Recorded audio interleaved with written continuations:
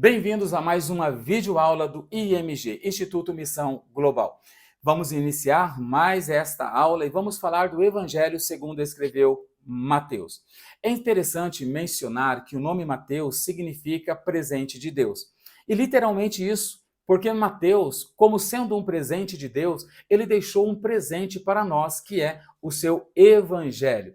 Esse Evangelho peculiar, com uma visão aí focada na centralidade do nosso Cristo ressurreto, do nosso Senhor e Salvador Jesus Cristo. Mateus ele tinha um outro nome e Mateus também era conhecido como Levi, como nós vemos no próprio livro de Mateus, capítulo 9, verso de número 9. Mateus ele era publicano e um publicano que deixou tudo para seguir e para servir a Jesus Cristo. Mateus ele foi um dos 12 apóstolos que Cristo chamou para estar com ele. E é interessante que Mateus escreve o seu evangelho pautado em uma visão. Mateus tem como público principal os judeus. Por isso, ele apresenta o Cristo como o esperado Messias e o legítimo rei de Israel. Em sua genealogia, Mateus enfatiza que Jesus descende da linhagem de Davi, o maior rei de Israel. E os leitores de Mateus eram judeus de fala grega, que viviam dentro e fora da Terra Santa. Por isso, acredita-se e reconhece que Mateus ele escreve o seu evangelho em 50 depois de Cristo. E é interessante, então, que Mateus ele traz essa visão, essa pegada pautada na visão judaica. Por isso ele diz, olha, Jesus, ele descende, ele vem da linhagem de Davi, o maior rei estabelecido sobre Israel, que é ovacionado, que ainda é tido como o maior líder de honra, conquistador, desbravador de Israel. Então Mateus, ele tem uma visão de literalmente colocar nas mãos dos seus leitores aí esse fundamento, essa fundamentação, para que eles pudessem defender a sua fé, para que eles pudessem conhecer a origem deste homem chamado Jesus, o Cristo, e para ter argumentos para combater as heresias que desde aquela época existia em muitos locais, em muitas comunidades. Então eles precisavam dessa fundamentação. Então Mateus, como um presente de Deus, ele deixa esse presente para nós para pautarmos a nossa fé. É reconhecido que Mateus escreve para o público judaico. Pode-se argumentar por uma data antiga, como já mencionado, para os escritos de Mateus, pressupondo o ponto de vista da necessidade, porque é tido que na época de Mateus existiam aproximadamente 20 mil judeus convertidos ao cristianismo em Jerusalém, que criam literalmente em Jesus. E estes crentes necessitavam de uma explicação concernente à messianidade de Jesus Cristo e também para que pudesse confrontar os seus oponentes, que não eram poucos. E o rápido crescimento do número de judeus crentes constituía uma necessidade primária e imediata para um evangelho escrito definitivamente para os judeus crentes. Então, a visão da igreja primitiva era que Mateus escreveu o seu evangelho antes dos outros evangelistas. Então, a visão da igreja primitiva é que Mateus ele é o primeiro evangelho a ser escrito.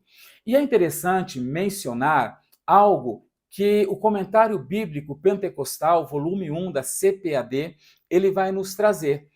E qual é esse comentário? É que nos tempos de Mateus já existiam religiões que recebiam pseudos mensagens dos deuses, ou pseudos mensagens da espiritualidade, segundo eles criam. E esses agentes que recebiam esses insights, que recebiam essas revelações, geralmente eles ficavam inconscientes. geralmente, eles traziam uma mensagem e não sabiam o que estavam dizendo, porque esse espírito ou essa pseudo-divindade tiravam a sua consciência. E Mateus, ele é o próprio agente da mensagem de forma consciente. Ele está de posse de toda a sua cognição, de toda a sua percepção. Ele recebe uma mensagem diferente das outras religiões da época, porque as outras pessoas recebendo perdiam a consciência e falavam por falar, e depois que saíam daquele transe, não sabiam o que haviam dito. Essas eram as outras religiões que Mateus também confronta. E Mateus, ele recebe essa inspiração profética, ele recebe esta revelação, ele insere essa revelação no seu evangelho e as pessoas ficam perplexas, porque agora esse agente da revelação, que recebe a revelação, está consciente, está em perfeita sanidade, ele sabe o que está falando. Então deixa eu te dizer uma coisa, um agente que recebe a mensagem de Deus, ou todas as pessoas que Deus usa para transmitir uma mensagem, nunca vai perder a sua consciência. O Espírito Santo de Deus, ele vai usar a pessoa mantendo todas as suas faculdades mentais. Isso eu coloquei na íntegra aí na apostila. Se você procurar aí na apostila, na página 8, você vai ver, vai perceber esse comentário aí, né, feito aí pelo Comentário Bíblico Pentecostal da CPAD sobre o agente e a mensagem. Então é muito importante entender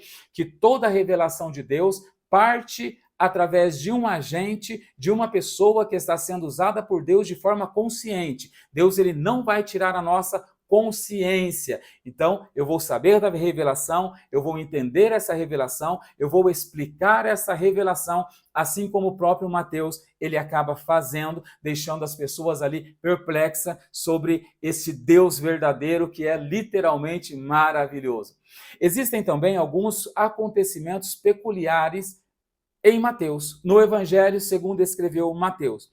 Mateus, ele traz a sua visão, e essa visão pautada dentro desses costumes e dentro da crença judaica para fundamentar, como eu disse anteriormente, os judeus para defender a sua fé. E em Mateus capítulo 1, verso 20 ao 24, nós vemos que Mateus traz a sua visão. Qual era a visão de Mateus? Está inserido no seu próprio evangelho. Ele também traz, no capítulo 2, do 1 ao 12, a visita dos magos, a fuga para o Egito, o massacre das crianças, o sonho da esposa de Pilatos, a morte de Judas, o suborno dos guardas, a comissão para o batismo dos discípulos. Então Mateus, ele traz um relato detalhado da vida de Jesus, pautado na fundamentação da ótica judaica. E Mateus, ele também escreve algumas parábolas que são peculiares a Mateus, que estão em Mateus de forma peculiar, pautado nessa fundamentação judaica, para dar aí razão para os judeus crentes convertidos defenderem a sua fé. Mateus, ele vai falar do joio, né? Nós vemos isso em Mateus capítulo 13, verso 24 ao 30. Então Mateus fala do joio que foi inserido no meio do trigo. Mateus, ele fala do tesouro escondido, também fala da pérola, da rede, o servo sem misericórdia, os trabalhadores da vinha, os 2 filhos, né? Em Mateus 21, capítulo 21, verso 28, o casamento do filho do rei, as 10 virgens e os talentos. Todas essas parábolas inseridas em Mateus, elas trazem uma conotação judaica. Ela está falando para um público judeu que entendia literalmente a sua linguagem. E agora, dentro dessas parábolas, eles diziam, agora eu entendi a razão da vinda, da permanência e da subida para o céu novamente de Jesus, o meu Messias, o meu único e verdadeiro Rei de Israel. É por isso que em Mateus, pautado na sua visão, nós temos alguns temas distintos. Então, o primeiro tema distinto de Mateus é Jesus, o Rei. Jesus, o Rei. Porque literalmente os judeus esperavam um rei. E este é o seu rei. Quem? Jesus. O Evangelho de Mateus também foi chamado de o Evangelho Real, pela razão de o escritor apresentar Jesus como o verdadeiro rei de Israel. Por isso, Mateus se inclina para uma genealogia que mostra historicamente que Jesus descende da dinastia de Davi. A atenção de Mateus está voltada para Jesus como rei, enquanto os outros evangelistas não enfatiza plenamente esse fato, mas Mateus enfatiza. Por exemplo, em seu relato sobre o nascimento de Jesus, Mateus relata aos seus leitores o fato dos magos que perguntaram onde está o que é nascido rei dos judeus. Mateus capítulo 2, verso 2. Enquanto Lucas não nos diz nada sobre os magos, mas fala sobre os anjos do céu que anunciam aos pastores não o nascimento de um rei, mas o nascimento do Salvador de todos os povos. Tema que Lucas enfatiza, e nós vemos isso em Lucas capítulo 2, verso 10 e verso 11, ao longo do seu evangelho. Mateus, ele sublima a realeza de Jesus. Então, olha a diferença. Lucas, ele vai enfatizar sobre o Jesus que veio para salvar todas as nações, o Jesus, o esperado de todas as nações. Porém, Mateus, ele vai enfatizar que Jesus, ele é o rei, Jesus, ele é o rei. Mateus também relaciona as profecias do Antigo Testamento sobre o Messias com o advento de Jesus. O termo Messias vem da palavra hebraica que significa ungir. Quando falamos do Messias, estamos falando do ungido de Deus. Está no Novo Testamento e é também traduzida por Cristo, o ungido. Ao começar o seu mandato, os sacerdotes, os reis, eram ungidos com óleo. Este era o ato que declarava que eles eram separados para um propósito santo.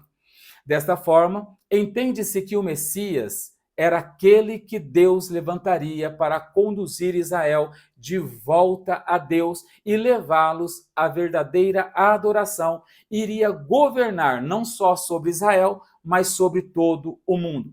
Então, a visão de Mateus para os judeus conversos era mostrar que Jesus era o rei. E nós vemos que esse evangelho, ele também foi chamado de o evangelho real. Mateus também, ele apresenta Jesus como mestre. Mateus apresenta Jesus como rei, mas também como mestre, ou seja, rabi. Dessa forma, um mestre, rei, ou um rei, mestre. Jesus, ele cumpre cabalmente e simultaneamente os papéis de Moisés, o legislador, e o de Davi, o rei. Por isso, Mateus apresenta os ensinamentos de Jesus como os ensinos do reino e mostra o governo de Deus e se refere por mais de 30 vezes o termo reino dos céus. Reino dos céus. Então, percebemos outros assuntos que Mateus vai tratar também. Ele vai tratar sobre a orientação judaica. Sabemos que este evangelho é endereçado aos judeus. Por isso, Mateus referenda a lei judaica e menciona os fariseus, reconhecendo sua sabedoria e também dizendo que suas instruções fossem guardadas. Temos isso inseridos em Mateus capítulo 19, verso 17 e 18, Mateus 23, verso 2 e verso 3. Porém, Mateus também os condena por fazerem acréscimo aos mandamentos de Deus, ensinando preceitos de homens. E Mateus, ele condena severamente os fariseus por causa deste inserto que eles haviam feito, inserido algo que não estava literalmente nos mandamentos de Cristo. E também por pregarem e não praticarem. Mateus, ele também traz uma ênfase nos gentios. Mesmo primariamente sendo judeu e tendo aí essa narrativa para os judeus, Mateus destaca que os gentios têm o seu lugar no reino dos céus. Por isso, este evangelho apresenta a mensagem para todas as nações e povos. Inicialmente, as boas novas é reservada para as ovelhas perdidas da casa de Israel, Mateus capítulo 10, verso de número 6. Porém, Mateus conclui seu evangelho com uma comissão, que está lá em Mateus 28, verso 19. A comissão que Mateus ele declara. E em alguns momentos ele também critica a nação judaica, e é interessante que só Mateus registra aí no seu evangelho a declaração de Jesus de Mateus capítulo 13, verso 52. Então Mateus, ele escreve primariamente para os judeus, mas ele também traz um foco para todas as nações através dessa grande comissão. Mas a ideia central é literalmente que primeiro ele estaria pensando nas ovelhas perdidas da casa de Israel, logo após para as nações gentias. E Mateus ele tinha como mencionado que trazer provas das escrituras. Então Mateus geralmente emprega provas fundamentais. A frase para que se cumprisse o que fora dito pelo profeta, inserida em Mateus em várias narrativas, é uma das suas expressões triviais para provar que Jesus havia vindo para cumprir as profecias do Antigo Testamento.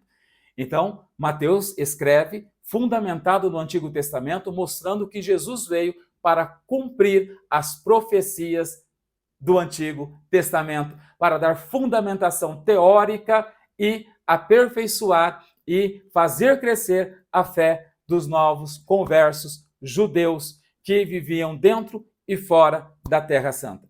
Então entenda, Mateus ele tem essa visão primeiramente para os judeus, mas também para os gentios. Que Deus nos abençoe. Até a próxima videoaula, em nome de Jesus.